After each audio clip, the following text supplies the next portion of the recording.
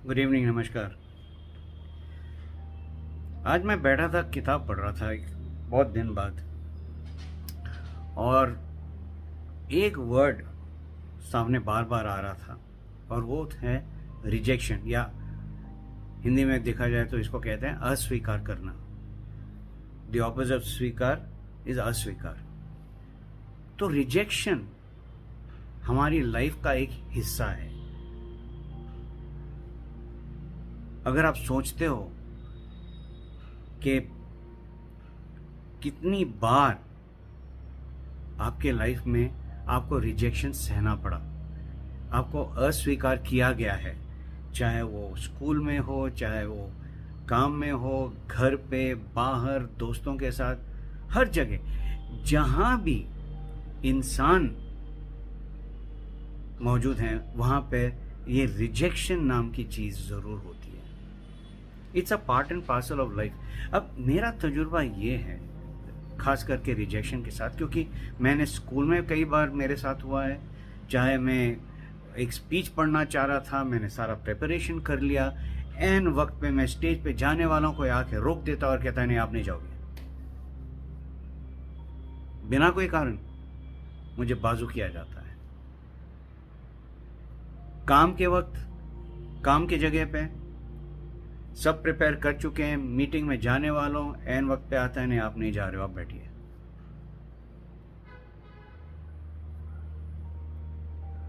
अगर नौकरी का सवाल आता है कि कंपनी रिवैम्प कर रही है, कुछ लोगों को निकाल रही है, पहले कहा जाता है नहीं नहीं आप बहुत ही इंपॉर्टेंट हो, आप रहोगे, डोंट वरी दिस दैट, लेकिन नेक्स्ट डे लेटर आता है कि आप कंपनी में नहीं हो। रिजेक्शन।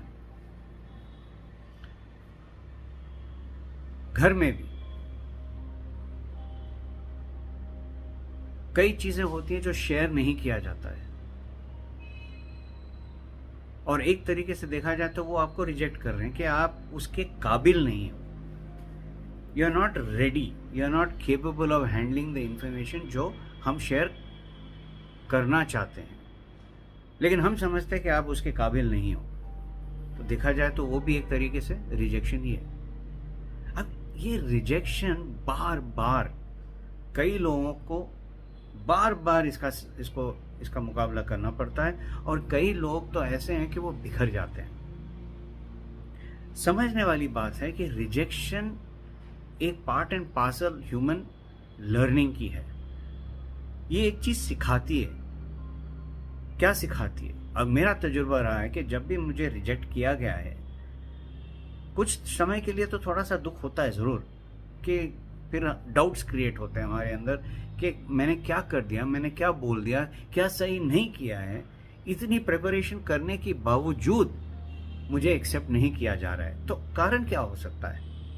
कुछ लोग होते हैं कि बिल्कुल बिखर जाते हैं, कुछ लोग होते हैं कि वो उसको गिव अप ही कर देते हैं, उस आइडिया को, उस अप्रोच को गिव अप करते हैं और उसके पास कभी नहीं जाते हैं। ये सब इंपल्सिव रिएक्शंस हैं, ये इमोशनल रिएक्शंस हैं, सोचा हुआ कदम नहीं है ये। और मेरा तजुर्बा ये कहता है कि जब भी कोई ऐसी घटना होती है जहां आपको महसूस होता है कि आप रिजेक्ट हो रहे हो, आप रिजेक्ट हो चुके हो, इमोशनल होने का वक्त नहीं है। वो वक्त है कि आप चुपचाप अपने अंदर विड्रॉ हो जाइए, अपने अंदर चले जाइए, शांत हो जाइए सबसे पहले। और फिर जैसे ऑडियंस थिएटर में जाके मूवी देखती है बैल्कनी सीट लेकर, आप अपने ही थिएटर में बैल्कनी सीट पर बैठिए और वो पूरे सीन को देखिए। तब आपको जाके दिखाई देगा कि प्रॉब्लम है कहां। प्रॉब्लम का सॉल्यूशन भी है, और वो सॉल्यूशन है अंडरस्टैंडिंग। आपको समझ में आना चाहिए कि हुआ क्या, उसके बाद उसको एक्सेप्ट करना कि हाँ हुआ है। उसके बाद आप प्लान कर सकते हो अब मैं इसको कैसे सुधार सकता हूं। ऐसे कई चीजें होती हैं जो आपके बस की बात नहीं है। It is not your cup of T. छोड़ देना ही बेहतर होता है, क्योंकि what is very important is आपकी लाइफ। आपको ग्रो करना है, आपको डेवलप होना है। आपको उभरना है, आपको नीचे नहीं गिरना है। ये जिंदगी का मकसद नहीं है।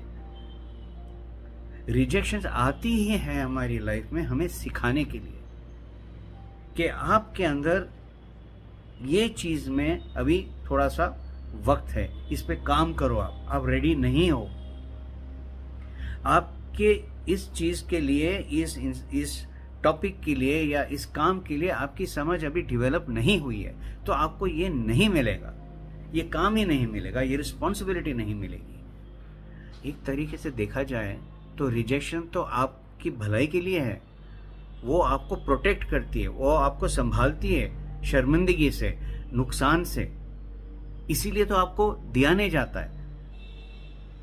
लेकिन ये बात कब समझ में आएगी? ये बात तब समझ में आएगी जब आप पीछे हट के उस सारे सीन को ध्यान से देखोगे, समझोगे और फिर एक्सेप्ट करोगे। दोस्तों, एक चीज हमेशा याद रखना है जो मुझे समझ में आई है और ये मेरे लिए काम करती है। हमें बहुत कुछ चाहिए, human beings are like that. हमारी फितरत ही है कि और चाहिए और चाहिए और चाहिए, और जब वो मिल जाता है ना तो ज्यादा दिन रहती नहीं है साथ में, सेटिस्फैक्शन नहीं रहती है, बोर हो जाते हो, फिर बोलते हैं मुझे वो चाहिए, वो चाहिए, ये चाहिए। ये तो चलता रहेगा और आप अपने आप को रिजेक्ट होते हुए देखोगे, क्योंकि आप इतनी कोशिश करते हो उस चीज के लिए जो आप उसके लिए रेडी नहीं हो या आपके लिए नहीं है। वो कभी नहीं मिलेगा आपको। तो सबसे सेंसिबल चीज क्या होती है कि अपने आप को देखिए, आप किस चीज में अच्छे हो और आपके पास क्या है, उसके लिए धन्यवाद बोलिए, थैंक यू बोलिए, ग्रैटिट्यूड दिखाइए कि आपके पास जो है अच्छा है। लेकिन इसका मतलब ये नहीं है कि आपकी जिंदगी रुक गई है या आपको सब कुछ मिल गया, नहीं, आगे और बढ़ना है। ऐसे कई चीजें हैं जो आप नहीं जानते हो, जो आपके लिए तैयार बैठी हुई है, आपको बस जाकर लेना है। लेकिन तब कब होगा? जब आप सिस्टमैटिकली अपने ऊपर काम करोगे। ये नहीं कि आप बस रोते रहते हो, ब्लेम करते रहो जिंदगी को, लोगों को, कि मेरे साथ ऐसे क्यों होता है, इसके वजह से, उसके वजह से। नहीं नहीं नहीं नहीं नहीं नहीं, कई चीजें होती हैं जो आपके कंट्रोल में नहीं है, छोड़िए उसे। वो चीज देखिए जो आपके कंट्रोल में है और उस पे काम करिए। ये आपकी रिस्पॉन्सिबिलिटी और कोई नहीं करेगा, कोई भी नहीं करेगा। इस जन्म में, अगले जन्म में और पिछले जन्म में भी कोई नहीं किया था, आप ही को करना है।